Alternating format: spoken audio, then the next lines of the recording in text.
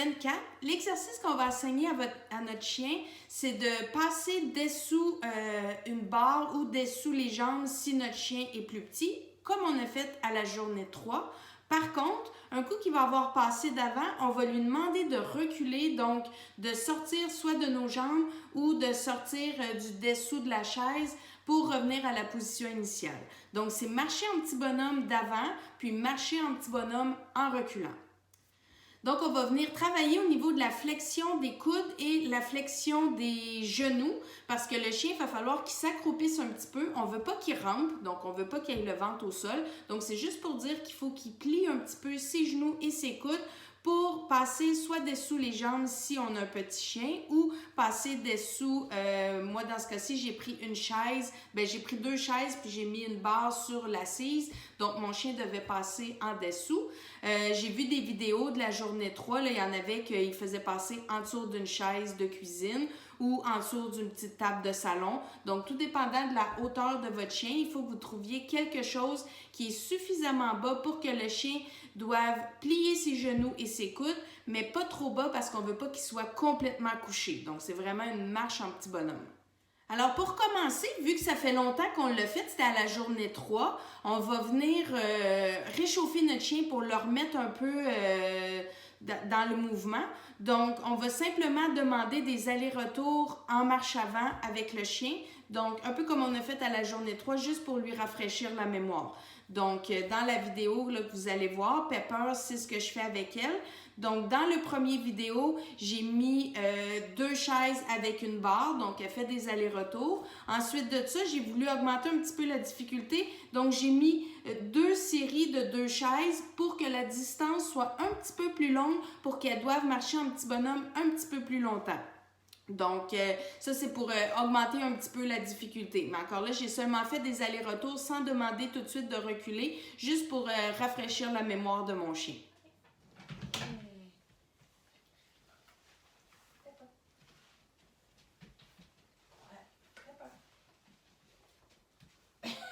Penche pas, là.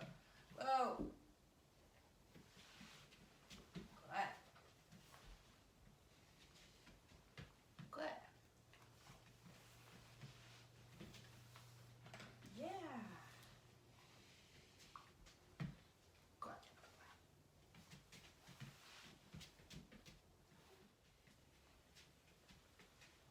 Quoi? Reste.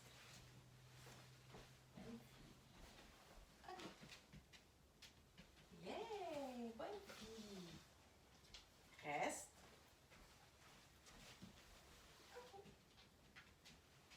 Yeah! Pepper. Reste.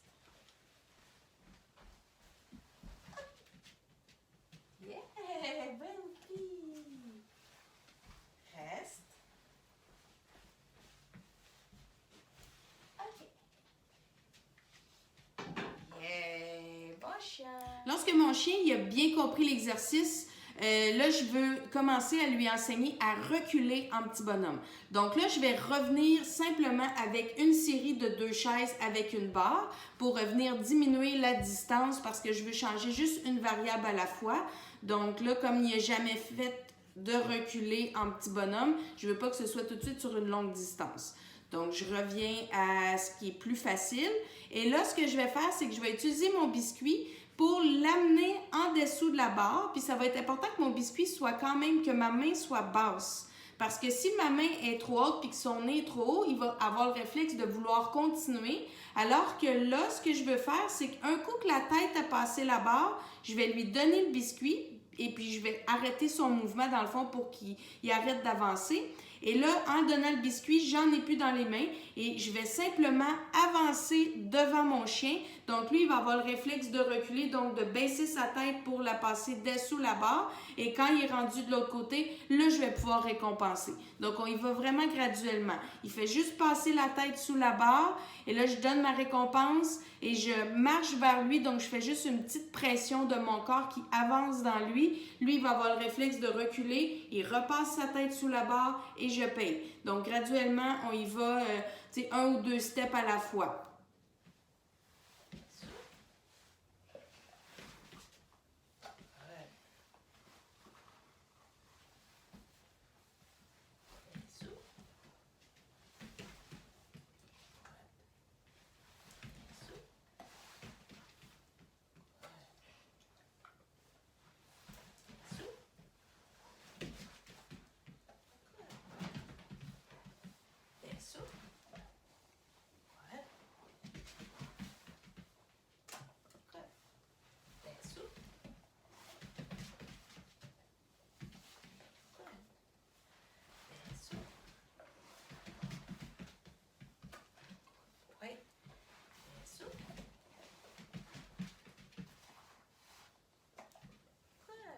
Et puis pour ceux qui ont des plus petits chiens puis qui vont utiliser leurs jambes, moi dans ce cas-ci, je peux pas parce que mon chien il est trop grand. Donc si je suis agenouillée avec mes genoux vers le haut, dans le fond, fait que mes jambes forment comme une espèce de petite montagne comme ça, puis je veux que le chien passe en dessous. Moi, vu que mon chien est trop grand, ce que ça fait, c'est qu'il faudrait qu'il rampe. Donc, comme je vous ai dit, c'est une marche en petit bonhomme. Fait que moi, ça fonctionne pas. Mais pour ceux qui vont l'utiliser, quand vous allez attirer votre chien, vous voulez que ce soit juste la tête qui sorte de vos jambes. Et là, vous donnez le biscuit. Et ensuite de ça, vous pouvez faire la pression avec votre main qui rentre en dessous de vos jambes juste pour l'inciter à reculer. Quand il sort sa tête de vos jambes, là, vous payez. Donc, c'est important de ne pas tout sortir le corps parce que, puis autant ceux qui vont utiliser la chaise, si j'avance mon biscuit trop loin puis que mon chien sort presque tout son corps, quand vous allez avoir le réflexe de vouloir avancer vers lui, il va simplement sortir plutôt que de reculer. Donc, on veut vraiment y aller facile au début. Une fois que cette étape-là est acquise, je peux venir augmenter la difficulté en venant augmenter la distance où ce que mon chien va devoir marcher en petit bonhomme autant d'avant que de reculons. Donc, c'est là que je vais venir rajouter la deuxième série de chaises dans mon cas vu que j'ai un grand chien. Pour ceux qui ont des petits chiens et qui passent dans leurs jambes, bien là, au lieu de coller vos deux jambes ensemble, vous pourriez les mettre juste un petit peu plus espacées, donc ça ferait une plus grande distance. Pour ceux qui font passer leur chien en dessous d'une chaise, bien, vous pourriez mettre deux chaises pour qu'il passe, pour que l'espèce de petit corridor où ce qu'il faut qu'il se penche soit un petit peu plus long. Et là, dans ce cas-ci, on va encore amener avec notre biscuit notre chien à sortir sa tête, mais pas son corps du dessous, soit de la chaise ou de vos jambes. Et là, un coup qu'on a donné la récompense, on fait juste une petite pression, qu'on avance vers le chien. Il a le réflexe de reculer et de sortir de cette espèce de tunnel-là. Et puis quand il a la tête sortie, là, je lui donne une autre récompense parce qu'il a bien exécuté son mouvement de reculon. Et plus que ça va, plus que je peux sortir un petit peu plus que la tête de mon chien. Donc, quand je le rattire à repasser en dessous de la chaise, donc là, au lieu de sortir juste la tête, je pourrais sortir jusqu'au milieu du dos. Et là, après ça, un coup qu'il y a la récompense, j'avance devant lui. Donc, il recule, il sort du tunnel et je récompense. Pour en venir qu'on voudrait qu'il soit presque tout sorti et qu'il recule pour revenir à la case départ. Donc, on marche d'avant et de reculons en petit bonhomme. Reste. Fais ça. Yes. Fais ça. Ouais. Reste. Fais ça.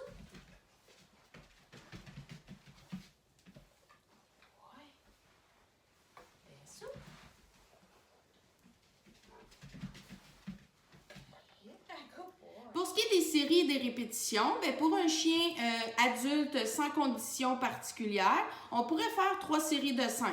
Donc, une répétition, ce serait j'avance et je recule pour revenir à la case départ. Ça, c'est une répétition. Je le fais 5 fois.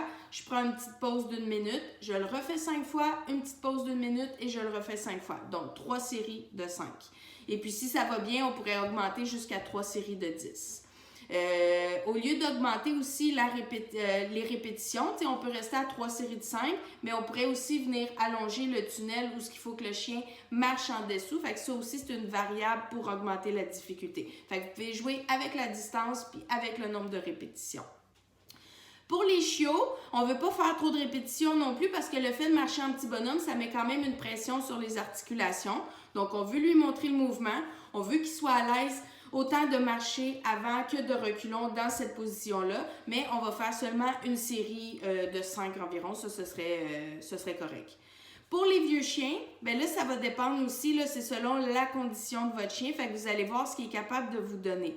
Dans ce cas-ci, vous avez vu là, que quand je vous ai montré comment faire pour reculer avec votre chien, c'est juste avec mon chien Woody que je l'ai fait parce que Pepper, elle a 12 ans, elle fait de l'arthrose dans le bas du dos, dans ses hanches, donc elle, reculer, c'est un mouvement qui est vraiment pas à l'aise. C'était difficile pour elle. Elle refusait de faire le mouvement, donc ça devait probablement y créer une petite douleur. Fait que c'est pour ça que j'ai pas voulu le faire avec elle. Fait que elle, pour cet exercice-ci de la journée 24, Ce qu'elle a fait, c'est comme au début, là, seulement des allers-retours en marche avant. Puis ça l'a permis quand même de bouger. Donc j'ai pu augmenter la difficulté en rajoutant 2 séries de chaises. Fait que la distance était plus longue qu'à la journée 3. Fait que ça l'a fait travailler autant, mais je lui ai pas demandé de reculer parce que c'était trop difficile. Donc vraiment, pour les chiens qui sont plus vieillissants, là, c'est important de les écouter. Si vous voyez qu'ils n'ont vraiment pas le réflexe, qu'ils veulent pas reculer, mais c'est peut-être parce qu'ils sont inconfortables. Donc on fait pas ce mouvement-là, on peut juste faire le mouvement d'avant. Et finalement, j'ai voulu m'amuser parce que j'ai reçu une grosse commande de tables. Donc, j'ai beaucoup de tables, les tables Climb chez moi. Donc, je me suis dit, je vais créer un tunnel avec les tables. Donc, j'ai utilisé les 6 tables et puis là, j'ai fait passer mon chien devant et derrière en reculant. Donc, le tunnel était beaucoup plus grand aussi que quand j'ai utilisé juste mes 2 séries de chaises avec la barre. Donc là, c'était l'équivalent d'à peu près un 5 pieds où ce qui allait d'avant et qui reculait.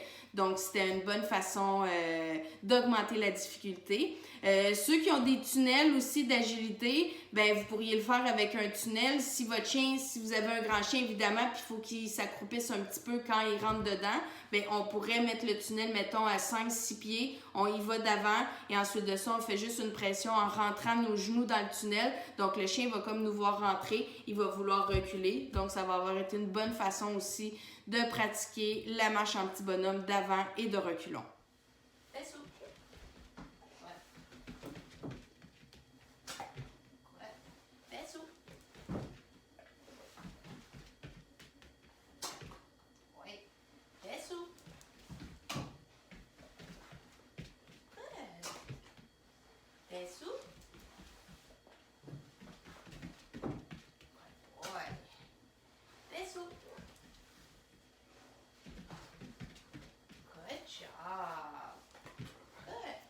Puis finalement, je voulais vous montrer au ralenti qu'est-ce que ça donnait le mouvement d'avant et de reculons. Donc, j'ai fait une espèce de zoom où ce que vous voyez juste les pattes de mon chien sur 2 angles différents, là, un angle d'avant puis un angle qui c'est plus derrière. Et puis comme ça, vous allez pouvoir vraiment voir au ralenti, là, on voit vraiment les muscles que le chien travaille. Donc, des fois, quand vous vous demandez qu'est-ce que je travaille vraiment, ça peut être le fun de filmer votre chien au ralenti. Puis après ça, quand vous le regardez, vous voyez vraiment de la façon qu'il bouge, tous les muscles qui sont sollicités. Fait que ça, c'est une bonne façon aussi de visualiser qu'est-ce que le chien travaille quand il fait tel ou tel mouvement.